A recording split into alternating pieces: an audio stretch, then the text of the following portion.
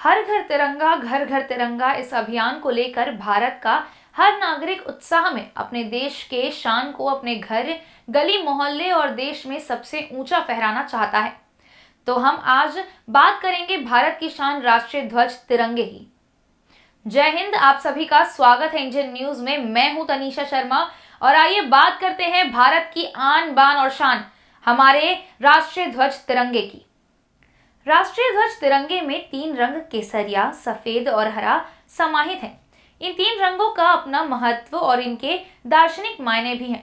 राष्ट्रीय ध्वज के निर्माताओं ने देश को एक सूत्र में बांधने के लिए बहुत सोच समझकर इन 3 रंगों और अशोक चक्र का उपयोग किया। तिरंगे में मौजूद केसरिया रंग को साहस और बलिदान का प्रतीक माना जाता है, वहीं सफेद रंग सच्चाई, शांति और पवित्रता की निशानी है। तिरंगे के तीसरे यानी हरे रंग को संपन्नता का प्रतीक माना जाता है। ये रंग मिलकर देश के गौरव का प्रतीक बनाते हैं और भाईचारे के संदेश के साथ ही जीवन को लेकर ज्ञान भी देते हैं। ध्वज की लंबाई एवं चौड़ाई का अनुपात 3:2 होता है। सफेद पट्टी के मध्य में गहरे नीले रंग का एक चक्र जिसमें 24 तीलियां होती हैं। यह इस बात का प्रतीक है कि भारत निरंतर प्रगतिशील है। इस चक्र का व्यास लगभग सफेद पट्टे की चौड़ाई के बराबर होता है व इसका रूप सारनाथ में स्थित अशोक स्तंभ के शेर के शीर्ष फलक के चक्र में दिखने वाले की तरह होता है। भारतीय राष्ट्रीय ध्वज अपने आप में ही भारत की एकता, शांति, समृद्धि और विकास को दर्शाता हुआ दिखाई देता है। क्या आप जानते हैं कि तिरंगा फहराने के भी अपने नियम और कायदे हैं? आइए जानते हैं आखिर किस प्रकार तिरंगे को सही तरह फहराया जाए। राष्ट्रीय ध्वज को शैक्षिक संस्थानों, विद्यालयों, महाविद्यालयों, खेल परिसरों, स्काउट शिविरों आदि में ध्वज को सम्मान की प्रेरणा देने के लिए फहराया जा सकता है। विद्यालयों में ध्वजारोहण में निष्ठा की एक शपथ शामिल की गई है।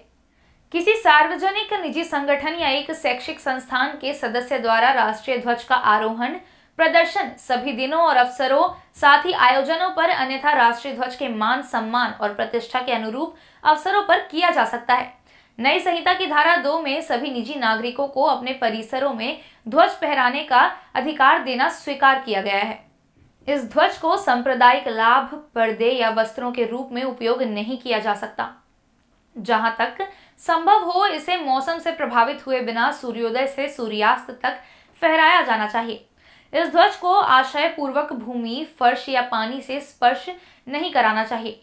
इसे वाहनों के ऊपर और बगल या पीछे, रेलों, नाव और वायुयान पर लपेटा नहीं जा सकता। किसी अन्य ध्वज या ध्वज पट्टा को राष्ट्रीय ध्वज से ऊंचे स्थान पर लगाया नहीं जा सकता है। तिरंगे ध्वज को वंदनवार, ध्वज पट्टा या गुलाब के सम्मान संरचना बनाकर उपयोग नहीं किया जा सकता। अब भारतीय झंडा संहिता 2002 के भाग 2 के पैरा 2.2 के खंड 11 को अब इस तरह पढ़ा जाएगा, जहां झंडा खुले में प्रदर्शित किया जाता है या किसी नागरिक के घर पर प्रदर्शित किया जाता है, इसे दिन रात फहराया जा सकता है। इससे पहले तिरंगे को केवल सूर्योदय से सूर्यास्त तक फहराने की अनुमति दी गई थी।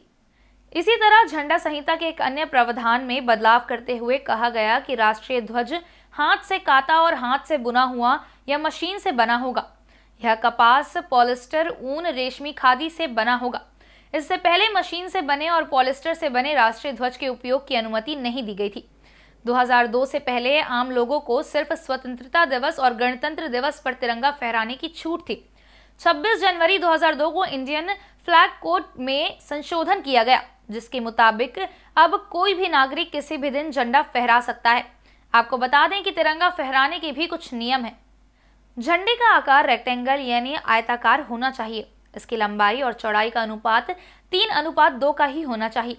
केसरिया रंग को नीचे की तरफ करके झंडा नहीं लहराया या फहराया जा सकता है। झंडे को कभी पानी में नहीं डुबोया जा सकता। किसी भी तरह फिजिकल डैमेज नहीं पहुंचा सकते। झंडे के किसी भाग को जलाना, नुकसान पहुंचाने के अलावा मौखिक या शाब्दिक तौर पर इसका अपमान करने पर 3 साल तक की जेल या जुर्माना या दोनों हो सकते हैं। झंडे का कमर्शियल इस्तेमाल नहीं कर सकते। किसी को सलामी देने के लिए झंडे को झुकाया नहीं जाएगा। अगर कोई शख्स झंडे को किसी के आगे झुका देता है या उसका वस्त्र बना देता है या मूर्ति में लपेट देता है या फिर किसी मृत व्यक्ति, शहीद, आर्म्ड फोर्सेस के जवानों के अलावा किसी व्यक्ति के शव पर डालता है तो उसे तिरंगे का अपमान समझा जाएगा। झंडे पर किसी तरह के अक्षर नहीं लिखे जाएंगे। खास मौके और राष्ट्रीय दिवसों जैसे गणतंत्र दिवस और स्वतंत्रता दिवस के मौके पर झंडा फहराए जाने से पहले उस पर फूलों की पंखुड़ियां रखने में कोई आपत्ति नहीं है। किसी कार्यक्रम में वक्ता की मेज को ढकने या मंच को सजाने में झंडे का इस्तेमाल नहीं किया जा सकता।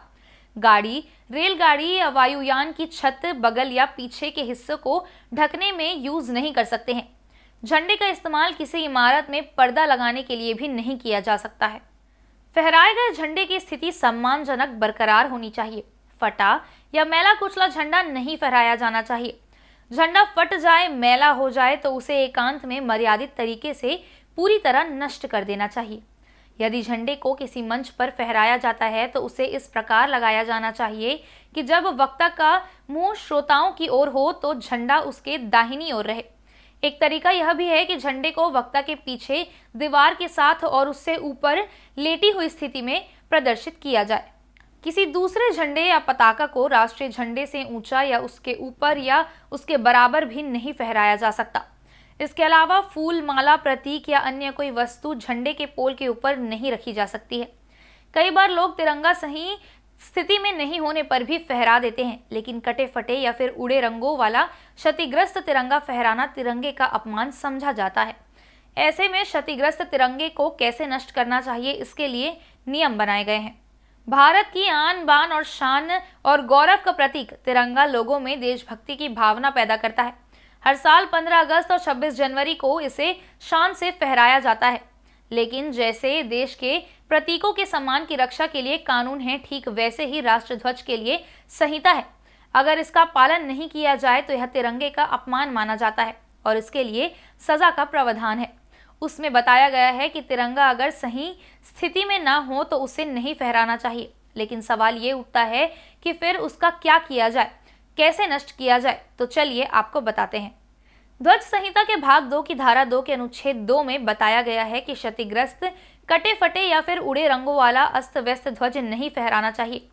संहिता के मुताबिक जब राष्ट्रध्वज का कलेवर जीर्ण हो जाए यानी क्षतिग्रस्त हो जाए तो उसके साथ क्या करना चाहिए, आइए जानते हैं। क्षतिग्रस्त तिरंगे को आखिर किस प्रकार सम्मान पूर्वक नष्ट किया जाए, आइए हम आपको बताते हैं। ध्वज संहिता के धारा 2 में कहा गया है कि कोई व्यक्ति सार्वजनिक जगह या ऐसी जगह जहां किसी की नजर पड़ती हो वहां राष्ट्रध्वज को अपमानित करना यानी तिरंगे या उसके किसी हिस्से को फाड़ना, जलाना, कुचलना, दूषित या विकृत करना या विरूपित करना दंडनीय अपराध है। इसके लिए 3 साल की जेल और अदालत की ओर से तय आर्थिक जुर्माना या फिर दोनों से दंडित किया जा सकता है। ध्वज संहिता की धारा 5 में ध्वज को पूरी तरह जलाने या ध्वज के गौरव व गरिमा के अनुसार कोई अन्य समुचित उपाय से पूरी तरह नष्ट या निपटान करने की बात कही गई है। इसके मुताबिक एकांत में जहां कोई और ना देख रहा हो वहां पवित्र भूमि पर पूरी श्रद्धा और सम्मान के साथ जीर्ण ध्वज को लकड़ी के बक्से में रखकर गाड़ देना चाहिए। ध्वज को कायदे से तह करना चाहिए।